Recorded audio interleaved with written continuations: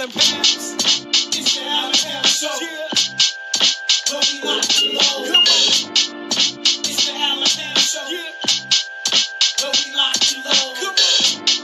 It's the Allen Pals Show. Yeah. Where we lock you low. It's the Allen Pals Show. Yeah. Where we lock you low. Come on. Yeah. Where we lock you low. Allen Pals. It's the Allen Pals Show. Yeah. Where we lock you low. Come on. It's the Allen Pals Show. Yeah. Where we lock you low. Come on. It's the Allen Pals Show. Yeah. Where we lock you low. It's the Allen Pals Show. Yeah.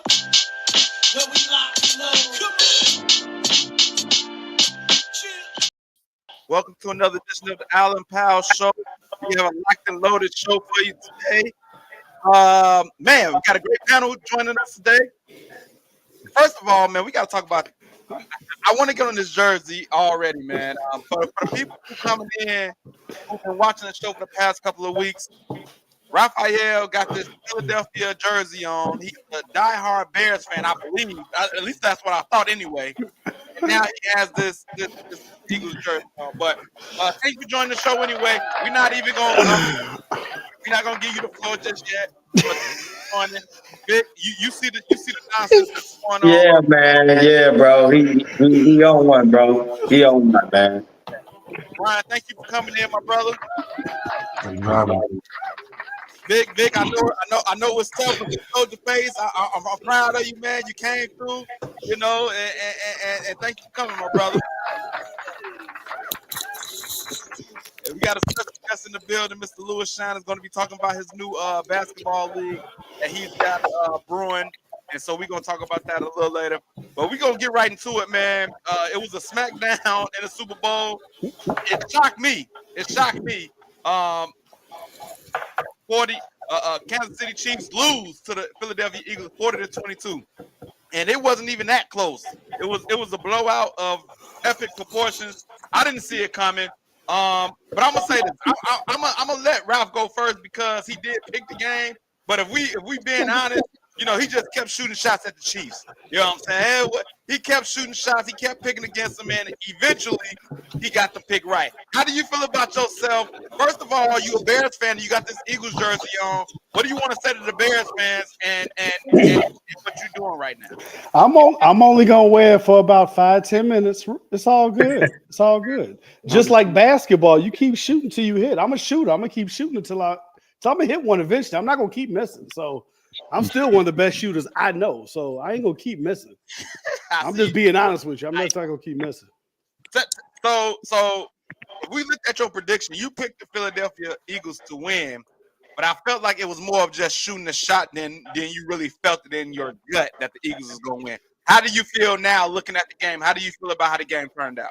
Honestly, I felt Philadelphia's defense was being disrespected. I felt that front seven was impeccable. Did I think they were going to do what they did? No, I did not see Patrick Mahomes being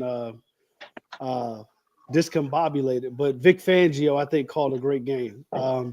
Philadelphia's got all-world athletes, and I'm not going to take nothing from them. But I will say Vic Fangio was like he was the mastermind between that threw all that off.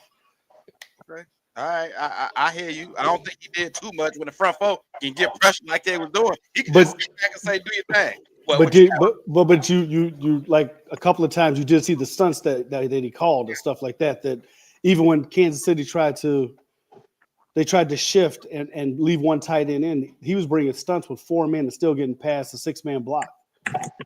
Okay, I'm just saying. I get that. And then Patrick Mahomes, and this is the part that I've been waiting to say. Nothing against him. I think he's a phenomenal athlete. He landed in a great spot. I hate being in Chicago, hearing people say, we passed on Patrick Mahomes to draft, blah, blah, blah, blah, blah. The reality of it is Patrick Mahomes was it 12th or 17th? Because that's what the tape showed. Coaching in this league, the environment, the system matters. That's why I don't believe Patrick Mahomes would not be this good had he got drafted by the Chicago Bears. Is he great? Yes, 1,000%. I I hear that, but that's going on ifs and wins. True. We That's all, true. all That's we true. only can go on what we have seen so far. He So looks up. He looks up hard Sunday. That's all I'm saying. I will say this to the point of changing sceneries or having the right situation. We've seen different quarterbacks go to better organizations Mhm. and they perform. So I get that part, but we only can go on what we've seen. But I do Right. want to give the floor to KC, man, because I know it was a tough loss to see. Uh, what was your thoughts seeing your team play like they played? Because in the second half, even though I know they scored late, I felt like they needed to push the envelope sooner. When they started seeing stuff was ugly quick, they needed to switch up, make adjustments very, very quick. And I felt like they waited too long. But what was your take on the game? This is your squad. First and foremost, I want to give congratulations to the Philadelphia Eagles and they real fans. That's fine. Hey man, it ain't really too much I can say, man. I just felt like the Chiefs, they didn't grasp the momentum, plays that were there. They got out coached, what I'm saying? They didn't make adjustments quick enough to the front four. I mean, Philadelphia played a hell of a game, man. They were an inspired football team. That's what I seen from that last loss, Yeah. a couple years ago. And they, been talking about Jalen. I always liked Jalen, you know what I'm saying? I felt that we shut the run down, which they did. And I felt like, that'll be good for us. But shoot, man, Jalen balled out, man. He made the timely throws, he made the timely runs. I mean, those guys were inspired and they just looked fluent throughout the whole game. It didn't, nothing really bothered them. You know what I'm saying? They wasn't like, oh, it's just Kansas City. They played, they played, I don't know, man. They just played a perfect game pretty much. I mean, Kansas City just couldn't match that, from penalties. I'm not saying that that's the reason why they lost, but, Yeah. penalties killed drives, what I'm saying, protection issues and Yeah. drop passes, what I'm saying, like Kelsey drop pass, D Hop drop pass, penalties, like those things kind of like stop drives Yeah. and then turnovers. Yeah. And then sure, you can't throw pick sixes in the Super Bowl and turn it over inside the 10-yard line. You know what I mean? We gave them 14 to 17 points. So, you do that, you're going to find yourself in a whole heap of trouble. I don't care who you got back there. Right. But we know the comment the X factor when it comes to playing greatness. Pressure. We seen Tom Brady go against the Giants twice. And that front four just gave him hell. And it's like you can't do anything when it's pressure on you all the time. I don't care who you are, and it shows. No matter you, Tom Brady, Patrick Mahomes, the game was simple and easy for the Eagles, and it was hard for the Chiefs. Bottom line, it seems like Philadelphia had the big man move little man. At the end of the day, like it was simple. They were bigger and stronger than a lot of the Chiefs players, especially on the offensive line. And it seemed like the defensive line was more athletic and was even pushing them around too. Lewis, I want to Oh, bring you. yeah, for sure. Lewis, I want to bring you in and give me your take on what you saw in the Super Bowl. Hey, real quick though, hold on, Lewis. I mean, hey, one thing I want to give a little bit more credit to Jalen Hurts because it was really on him because they bottled Saquon up. Yeah, I was hoping that they did that, and they did. But man, Jalen Hurts, man, hey man, I got to give him a lot of credit, man. He controlled that offense. He didn't let nothing like really getting rattled, and he right, made great throws, timely throws, efficient throws. I just want to give a lot more credit to him because it wasn't like Saquon had to carry the team. You know right. what I'm saying? Saquon was really, I ain't gonna say really a non-factor. He was a big factor because he caught a nice pass down the field, on third down. I think that was another killer. Yeah. But I want to give a lot more credit to Hurts. You know what I'm saying? He did that. I was highly impressed. I feel you on that, but when your focus is on Saquon and you got one-on-one with the receivers, these ain't no slouch receivers. We all said on last show that we picked the receiving core of the Eagles over the Chiefs. We knew that they had some good receivers, so because they shut down Saquon or limited him, they got the one-on-ones. We saw Devontae Smith catch the deep one. We saw A.J. Brown catch back shoulder and and one-on-one. Like, so we saw that. But Lewis, I'm gonna go ahead and give it to you, man. Give me your take on what you saw. Yeah, so my team, the Steelers, they went home real early. They was fishing, so hey, so I had to kind of just enjoy the game. But I was kind of going for Philly because I'm a underdog type of guy, and so I was rooting for him. I was excited, but I expected the Chiefs to really do their thing. So when it kind of got out of hand, I started feeling bad for the Chiefs. like what's going on here? You know what I'm saying? And so after halftime, I just kind of kicked back. But then the Chiefs started doing their thing a little bit, and I was like, well, if Mahomes had about another quarter, it could have got there, or if they would have recovered one of them onside kicks, it could have been a different, situation going on. But it didn't happen. And I guess my real take, I saw some questionable plays. It kind of started making me think, is this rigged? Because people dropping wide open passes, like nobody around, looking kind of suspect kind of things. And it's just like, I don't know. But, congratulations to Philly. They did their thing. Terrell Owens did say something about the script. Oh, it was a script, and then that. Like, I'm not believing in that. Like, I think one thing I said on the last show was like, it was some questionable calls leading up to the game, but I think when you get to the game, I haven't seen as many as time I've been watching the Super Bowl. I have not seen the egregious calls that I've seen to games leading up to the Super Bowl. In the Super Bowl, I feel like I don't see too many bad calls. Brian, what was your take on the Super Bowl? How you feel about what happened? You on mute, my brother. You on mute.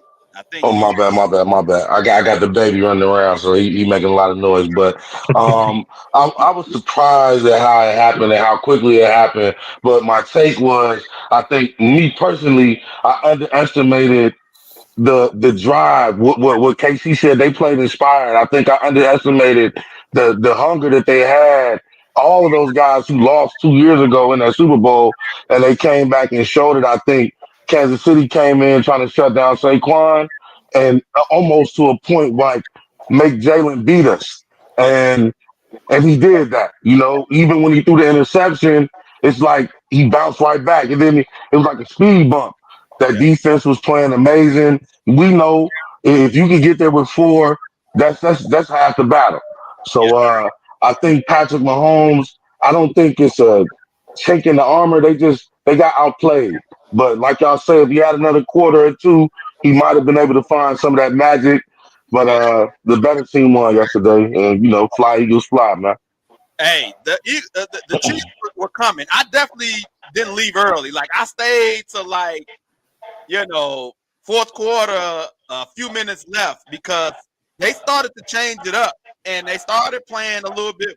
Of course, they had to play more up tempo, but Pat Mahomes is great, so you only can hold him down for so long. But Vic, give me your take, man, on the Super Bowl. Well, I mean, my prediction was definitely y'all, but I did say it was going to be a close game. My prediction was 28-27, Kansas City. Right. So, you know what I'm saying? That means that the Eagles definitely had a shot to win the game, even with my prediction would have been that close. I mean, it came down whatever. But no, I just saw that, man. The Eagles, like the Eagles just came out on business, man, from the first drive. Even with that BS offensive pass interference call on A.J. Brown. They still bounce right back from that. You know what I'm saying? Like it's nothing. And they limited, and then they also limited Kansas City's defensive line. Like while we're giving the Eagles front four their props, and rightfully so. So their offensive line also played a great game in the pass game. They didn't do much in the run game because Kansas City stole off to stop the run. That's why Devontae and AJ would get some of those wide open looks. Gainwell was catching balls out of the backfield to, Goddard. Like Hurst was just poised, man. He was poised. He looked like he was ready to seize the moment. You could see it in his eyes just from the first drive. He looked focused, man. I saw that from first drive. I'm like, Man, they look. I'm like the Eagles look focused, man. They looking like they feel like they finna come out here and win this game. Like they finna just drive. They ain't about to be worried about nothing. They like we finna come out here and put it on. That's just what I saw. And one thing I saw when that pass interference call happened and everybody was up in arms about it, Saquon, he's been like this. He's been on business since he got with the Eagles. When they got that call and he was telling everybody to relax. Through this whole season, he has not been on no selfish stuff. He had one mission in mind, and that was to go to the playoffs and make them hay. When he had a chance to break the record, whether it was him or the organization's decision, he didn't care about the record. He rather stay healthy for the playoffs. When he had a chance, Yeah, that was a classy move. when he had a chance to score late in a game, he chose to just slide and not do it and not score because he didn't care about any of the extra stuff. He was straight on business when it came to playoffs and Super Bowl. And it was his birthday. I thought he was gonna have a bad birthday. I think he had a great birthday. So I think Saquon was definitely he's been an MVP of that team. And I think his play was crucial, even though he didn't do that much as far as running. That's just his presence alone, giving AJ Brown and Devontae Smith in one-on-one coverages was huge. So Yeah, I agree with you. What he's been in that locker room too, bro, has been like, man, what he brought to that locker room is a leadership, a guy that a knucklehead like Jalen Carter can listen to. We don't have that in our locker room. We don't have that in our locker room. They do. Mike, I want to come back to you, man, because Leadership, a guy that a knucklehead like Jalen. it was some news that said Travis Kelce's going to take some time before he decide on his future. How are you feeling about the tight end room going forward and your team going forward if Travis Kelce is not on that team? Of course, I'll be, a little sad, but I mean, Travis gave us 13 great years. You know what I'm saying? He knew it wasn't going to last forever. It's just, the time's coming. He'll be a first ballot Hall of Famer, 3-time Super Bowl champ, multiple records for tight ends. And so, I mean, as far as a fan, I mean, I'm happy for him. You know what I'm saying? Like, I would hate to see him go, but if he decide to hang him up, I mean, our tight end room would be, I'll say, like, just probably average. You know what I'm saying? Noah Gray, he's okay. We've got a couple other guys that came through, but, that'd probably be like maybe B minus tight ends. You know what I'm saying? I don't think really nothing to really rave about unless we make a trade. Somebody sent me something was like, would you give up a couple picks or a fourth round to Kyle Pitts for Atlanta, if he wanted to leave? I said, now that'd be nice to give Pat Mahomes, what I'm saying, another young stud to work with. But if Kelsey hang him up, man, hey, I'll be happy, man, as a fan when he came in because he was a hothead, man. When we first got him, he was getting penalties, getting ejected, getting all kind of fines. I mean, but as the years went on, man, he stayed humble, worked on his craft, and became one of the greatest tight ends in the league. Hey, Mike, let me ask you a question real quick. You watch Kansas City games, I'm assuming, all season. I think I've seen one. Did his play go down that much this year? Because everybody was talking about it on the radio how this is first season under 1,000 yards. Did you notice that his play was that less, or was it just they had more weapons, or they just didn't score? What did you think? It's all the above. I mean, he is getting older, right? But every week is like, man, you guys can't cover Kelsey. And I just think that these teams this year was like, hey, we not letting this dude get away, man. We'll sacrifice everything else, what I'm saying, for him to not to, get the ball and to keep that engine going. I feel a lot of teams did that, Carolina, Denver, what I'm saying. Then some teams that didn't do that, they got in trouble, like Pittsburgh or Carolina, not Carolina. Who else did he go off on? Like Tampa Bay or something. They like, okay, we'll just play man coverage on him or zone, let him go, get free releases.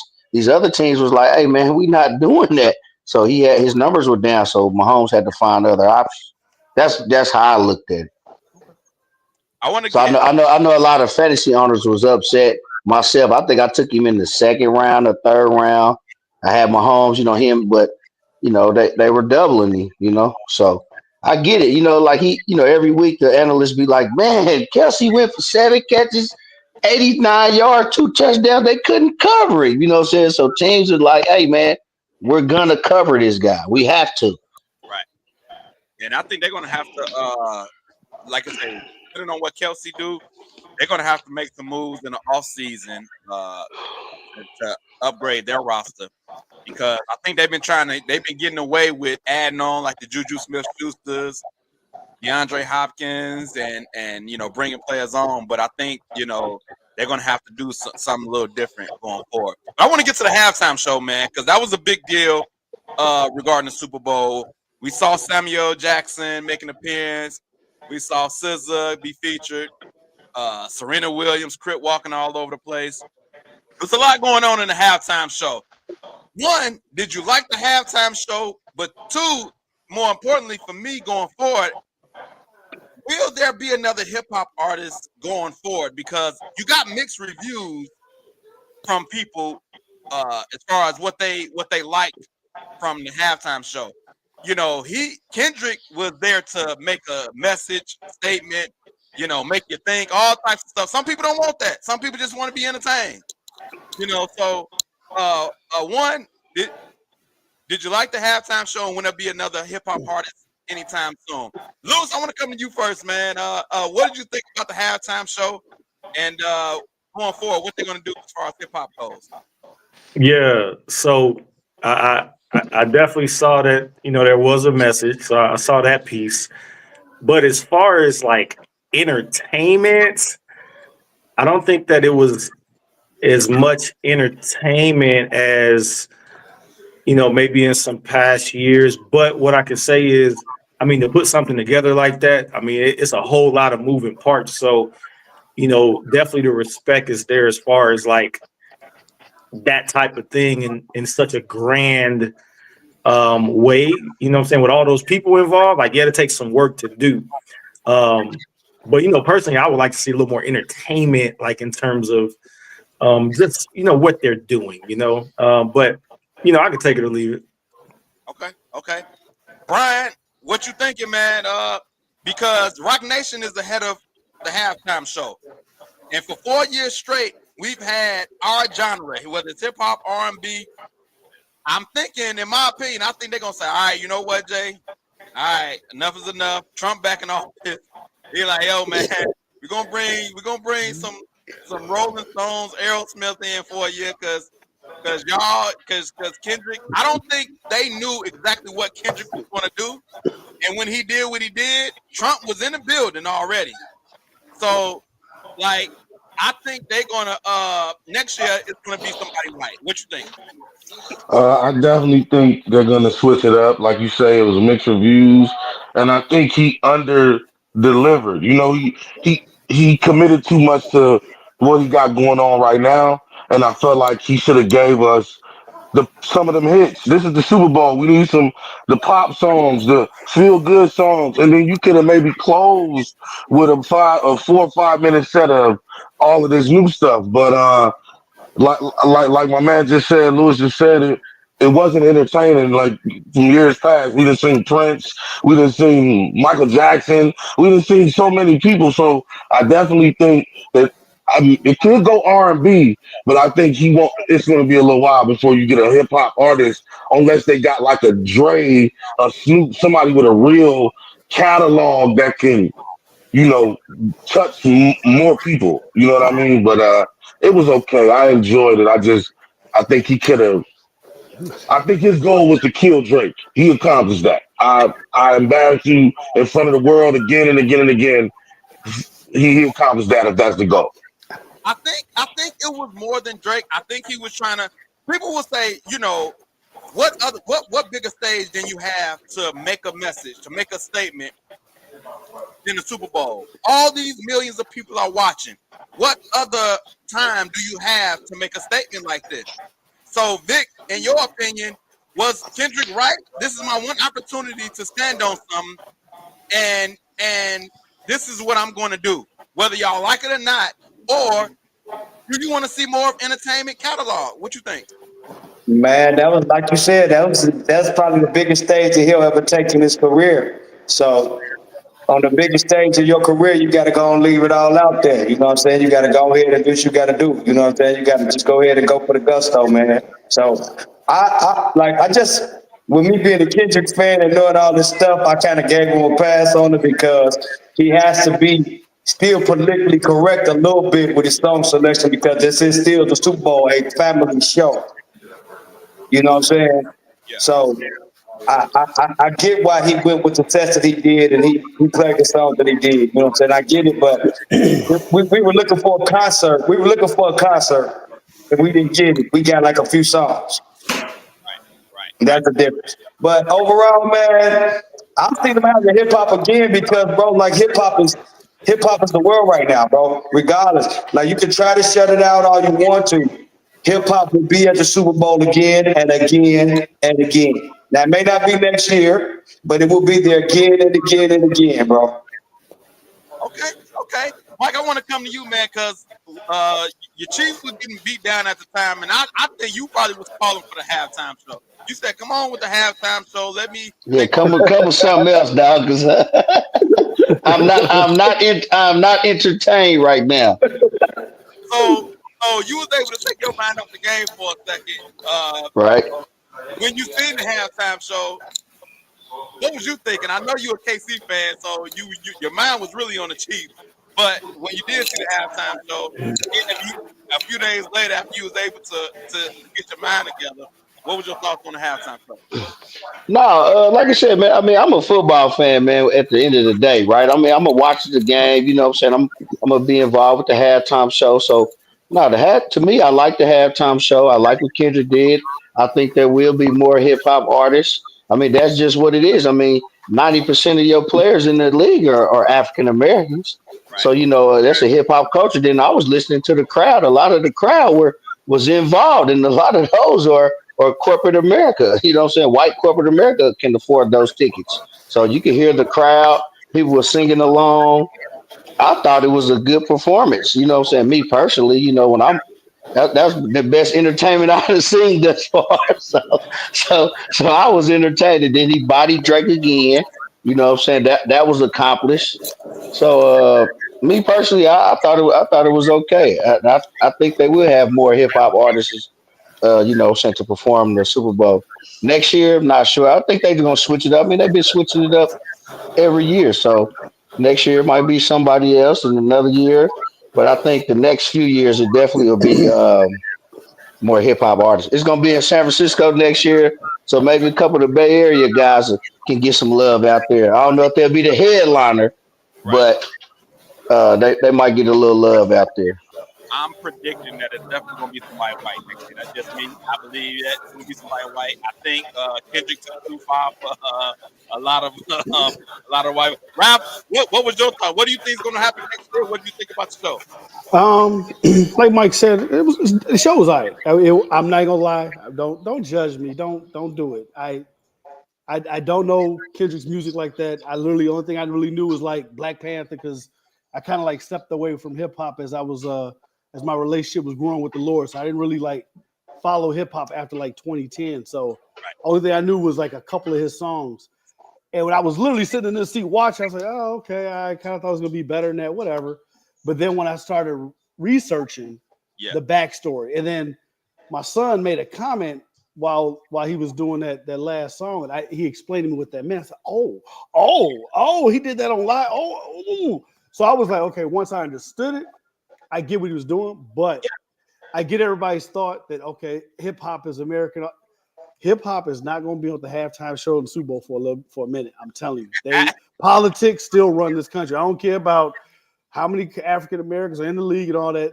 Politics and that $14 billion they bring in a year still come from certain people that run this country. I do not see hip hop being at the halftime show at least for 2 or 3 years. That's just my opinion. And I know Jay-Z and Rock Nation is, you know, the head of the halftime show, but he still got to answer to somebody too. He's still like Roger Goodell is still, you know, that dude. He's that dude.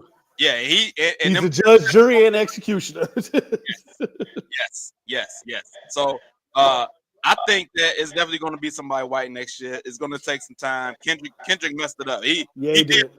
I actually liked the halftime show. I did not. I knew some of the songs, but I think a lot of his songs came from his latest album, and so I knew a few of his songs. But everybody knew "Not Like Us." Ralph, you can't tell me you ain't know "Not Like Us." It was No. I promise you, I've never heard that song start to finish. I've heard clips. I've seen like memes about it. I'd never heard that song. Now I will say this. Now it's a part nobody thinking about. Right. I was listening to a podcast with a lawyer. Yeah. Legally, Drake could actually sue the NFL directly. Right. And if that happens, I guarantee hip hop won't be on there at least for 2-3 years. I don't care who Jay-Z is. I'm telling you. There you go. Lewis, did you know Not Like Us? I don't know what your music genre is, but how is your Drake knowledge? I mean your Kendrick knowledge.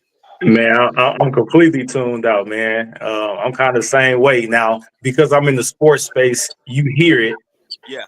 You know, but that's about it. I've heard it before, you know, recognize it, but I'm not an avid listener or anything like that. So I was in the same boat where I had stopped listening for a while, but then I just came back and then just played the edited versions. You know, that's how I went back to it. So and I knew all about it. I didn't know all the details of the beat, but I definitely knew that song and I knew everything that he was coming across. And I knew a little bit of the history. I was shocked that he actually said some of the stuff in the song that he said his name. I know he adjusted some of the lyrics to, you know, some of the curse words and all of that, but I was still shocked that he said his name and he did some of the lyrics. But I think because if he was on this message tip, I think he should have did at least the third verse when he talked about black people being locked in chains. I thought he should have did that verse as well. If you're gonna do the message and do this whole message thing, then you should have did that verse as well as far as making the message. But that's neither here nor there. Don't worry about it. We ain't gonna see no rappers for a few years, so you ain't gotta worry about it. I don't think so, man. I'm gonna have to. Hey, we have to do a poll, man. I'm taking the over, man. It might be another hip hop artist next year, man. 3 years. I'm with you, Mike. 3 years at least. Nah, not no 3 years, man. It ain't gonna be that long. I watch. Rap say 3 years. It's gonna be R&B. There's gonna be R&B. Then it might be hip hop right after that, or it might be hip hop again next year, man. Okay. You gonna see Taylor Swift at the halftime show. Keep playing. All right. That's cool. Hey, that's cool. That's cool. Everybody who's watching, y'all sharing comment on the live. Will there be another hip hop artist next year? That's the number one question right now. Let's go around a horn. Lewis, will there be hip hop next year? Yes or no? No. I say no. I say no. Mike, you say yes? Yes. Mike says yes. Brian, what you say? No, it's gonna be a country artist. Mark that down. They're not even gonna play with it. Good old. You might be able to get that Shabuzi guy, the black guy, maybe. You know what I'm saying? But he gonna sing country. It's gonna be a mixture of hip hop and R&B next year. Hip hop and R&B. Wow, you gonna double down on it? Okay. Yeah. Down on it. Well, I tell you this: ain't no Glorilla, ain't no Sexy Red, ain't none of them gonna. Glorilla might do something. I don't know about the Sexy Red, but Glorilla, Glorilla got some bars though. Glorilla ain't got a chance unless she do her Kurt Franklin song. That's the only thing I got. But look,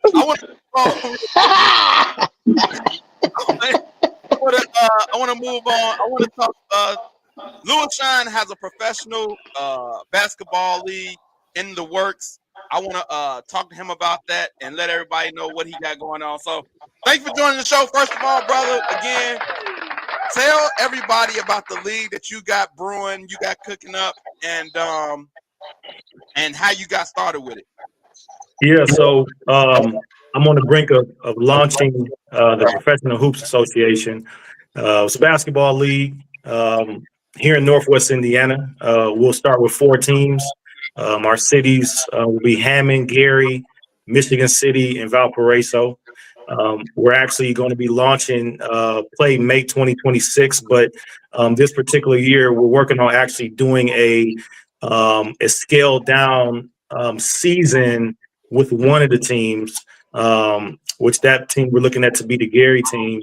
And we're looking to do that in July, maybe do like an 8 to 10 game season, with some other teams and some different leagues that will come here and play, so that we can kind of just give the people a taste of what's to come versus, just waiting all the way to next year, because we do have a lot of the leg work done. But there's some things that, we're kind of working through that's going to make us have to do next year for all the teams. So we just want to, maybe do one this year. So we're working on that, and we'll be able to announce that here probably next month or so. But how I got into it, I played pro. I've been a head coach in the pros, an assistant coach. I was a general manager for 4 years in the pros, and then I owned my own team for 3 years. And so that's my background, a lot of extensive background in the pro sports. And, it's my way of being able to not only help communities, because you all know, having your own teams that you root for, sports has a way of changing communities. It has a way of bringing people together. I know when I even go downtown Chicago, it's like, man, Bears fans, they coming out to that game and they're going to be everywhere.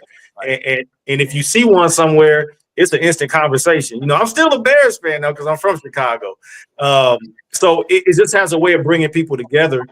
And just with my experience with that, it touches people's lives like a lot of things don't or not able to, especially when your team's winning. It could change the nature of the whole city. You know what I mean? So I've experienced that side, but also me being a college walk-on, I played at Miami, Ohio back in '98. I played with Wally Zerbiak.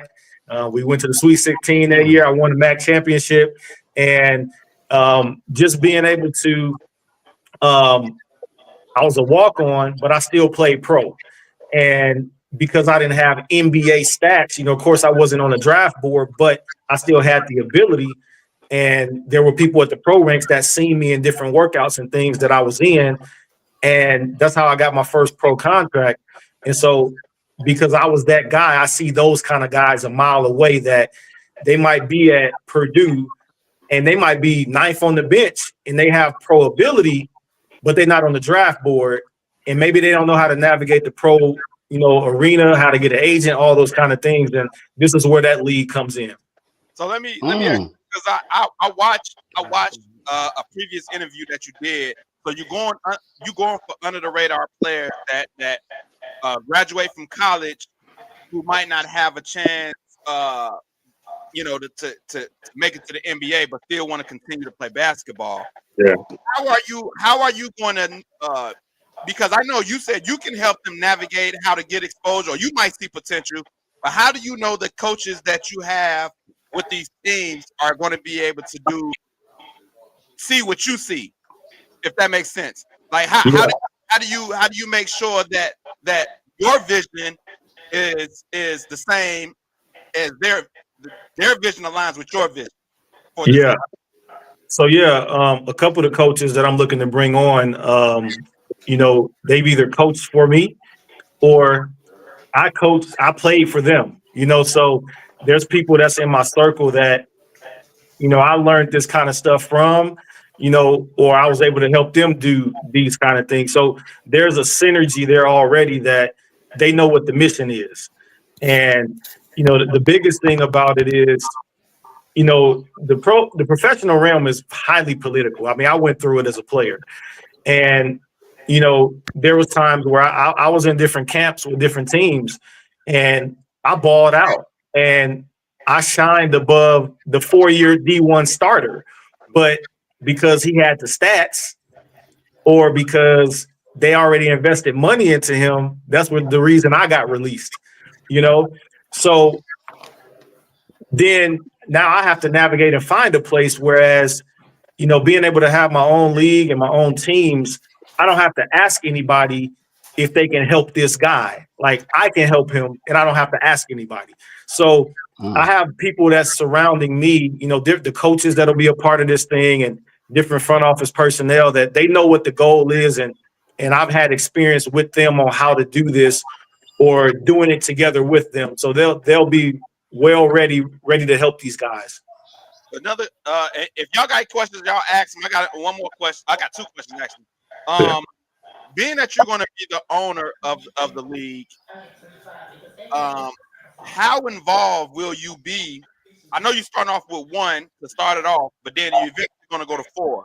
When it goes to four, how involved will you be as far as connecting with the players, being that you have 4 teams, and will that be like a conflict of interest? Like, I don't want, if I'm coaching, like, yo, bro, I don't want you helping them over there, and you gonna help them beat my team. You know, like, it's still competitive at the end of the day. So how involved will you be once it gets to the 4? Yeah, so when I owned the pro team before, I was the owner and general manager, and so I was all the way involved in drafting the players. But then when it came to the coaching the players, like, I was hands off. I let him do his thing. It'll be the same with these teams. I'm assuming the role, of course, owner, but I am assuming the role of general manager. So each team won't have a general manager. I'll be the general manager of the entire league because I'll have my hand on drafting the players. And of course, we will have to situate them on teams via the draft. The coaches will have a big hand in that. But my main goal in this is to help these guys get to the next level. So, I'll let them coach them once they're picked. I won't be biased in who goes where. I'll let them have a major hand on that. But mainly, I'm trying to situate them with the rosters as best way as possible, so you don't have a guard heavy roster. And once that's done, I'm gonna let them coach. I'm not gonna try to favor one so they can win the championship. No, I'll be hands off at that point. Okay. My guy Ralph asked me a question earlier, and I want to ask you the same thing. So I'm in school right now. I'm at Purdue. Yeah. I'm 40. But what if I still had aspirations of trying to play? Like not right. He still can shoot. He said he got a J. So I can shoot. I can shoot with a pro player. I promise you that. There, like, what is there a limit? I know you targeting a specific player, but what about the returning students who still want to get down? How does that work? Yeah, so this will be straight up professional. Players will get paid, and what we're looking at is that guy. God bless him. You know what I'm saying? But you have to.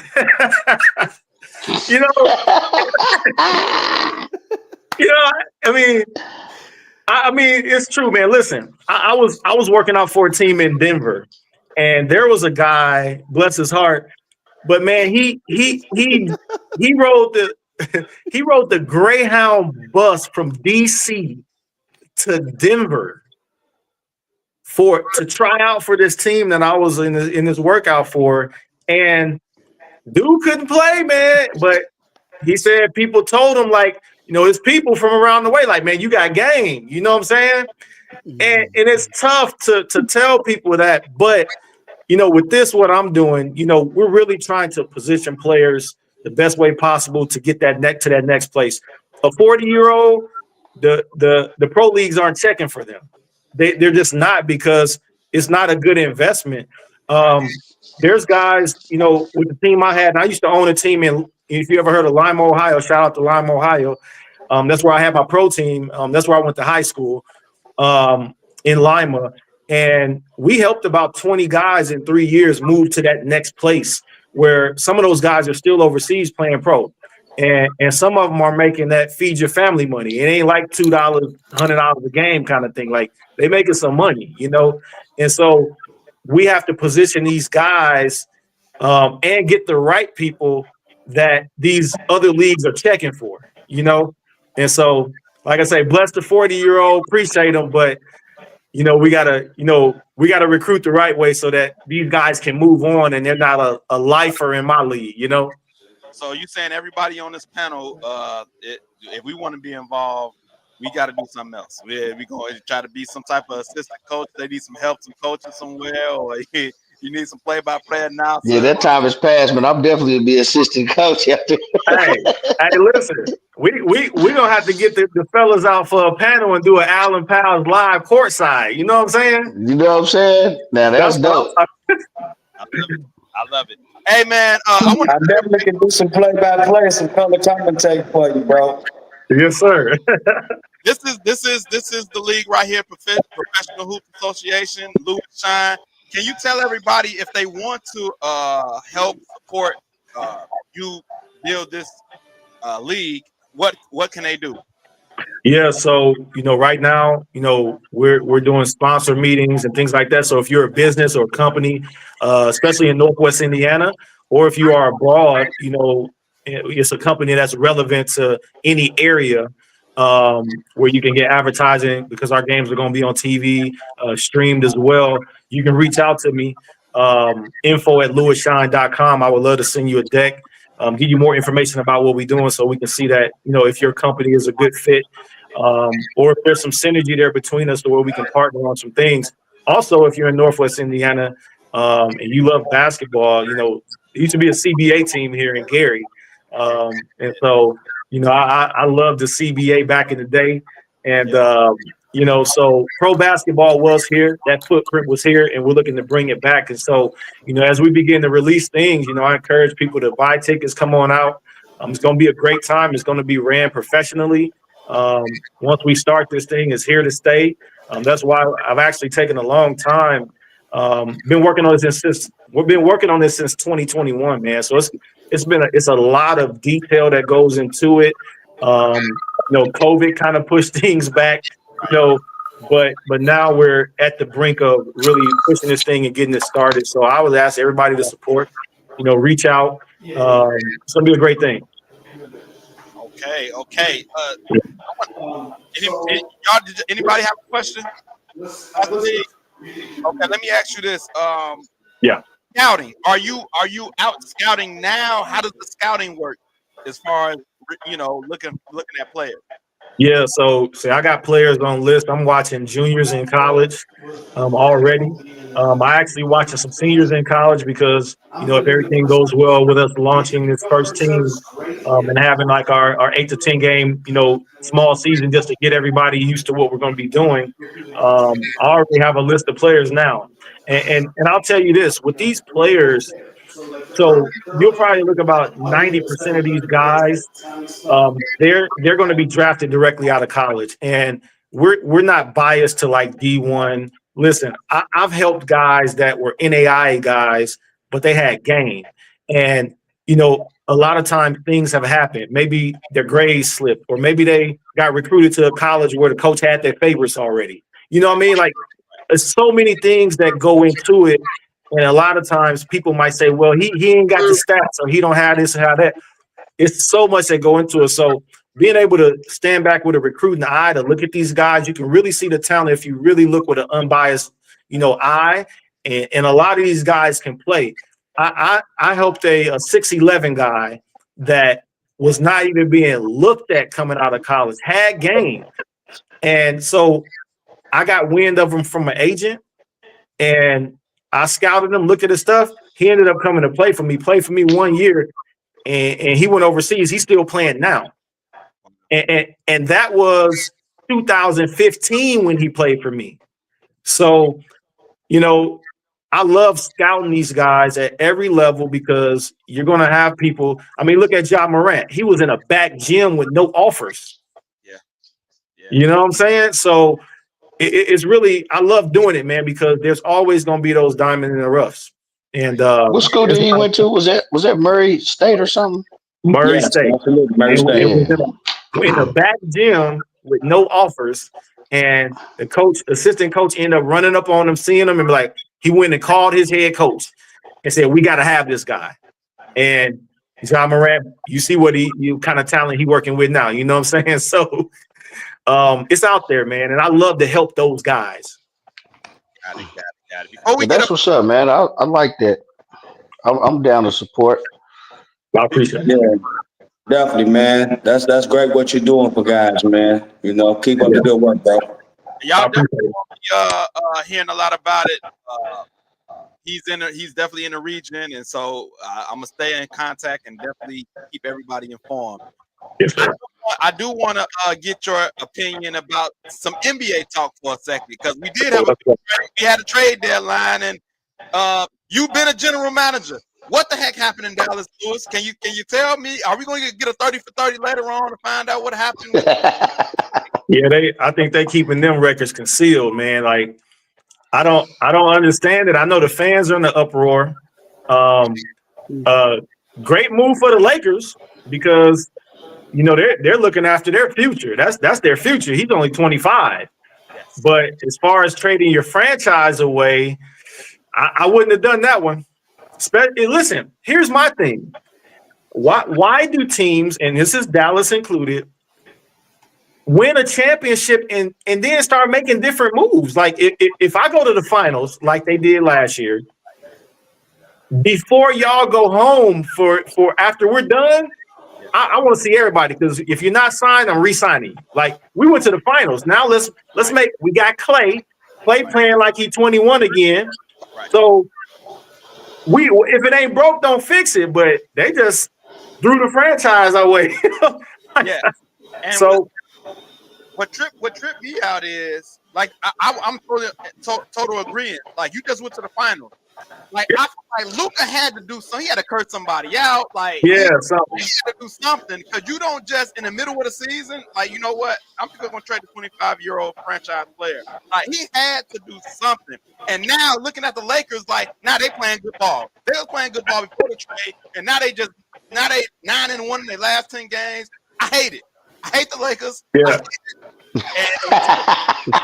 It seemed like they won again, man. I was like, oh, AD going, and then AD revert back to his Mr. Glass self and get injured on non-contact injury. Like it's just like, come on, man. You can't write this type of stuff. And it's like, bro, Lakers look like they're gonna be a real threat in the West now. Like, how do you see this Western Conference playing out? Man, I think of course the Lakers gonna try to make their push. They just signed that 7-footer from Sacramento. The other deal didn't go through. Which I was excited for the guy from the Hornets, because he got that low post presence and he finished strong, but it didn't work. I can see them making a run, but I think at the end of the day, and this is my dark horse. Yeah. I think San Antonio, because of De'Aaron Fox, I think they're going to try to make some noise because De'Aaron Fox is solid, man. I could see the Warriors trying to do something with Jimmy Butler. But I think for the most part, man, at the end of the day, it's probably going to be a toss-up. Denver might kind of reemerge because they got smacked last year, So it's a toss-up, I think.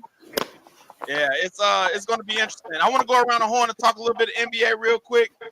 Vic, what's your thoughts on the Western Conference? OKC, baby. OKC. And they about to get Holmgren back. They about to get even deeper. Yeah. I like OKC out west, and they're going to learn from losing last year as a young team. See, they're not young anymore. People say, oh, that's a young team. They lost it last year. Now it's the time for them to go ahead, everything going through there, and to go ahead and take care of business. That's the one seed. Brian, what are you seeing out the West? I think the East, we kind of know what's going on in the East, but the West, I feel like it's open. I feel like it's a few teams. Lewis named a few of them. I'm not too high on San Antonio right now, just because I feel like they were too far behind. There's going to be too much space for them to try to make up. They can probably try to squeeze in the play-in, but I think they started too late. But the West is tough. It's a gauntlet. But how are you feeling about the Western Conference, B? Yeah, I think it's tough. Vic mentioned OKC, they playing good. Denver, they got a good veteran team, been there, won it.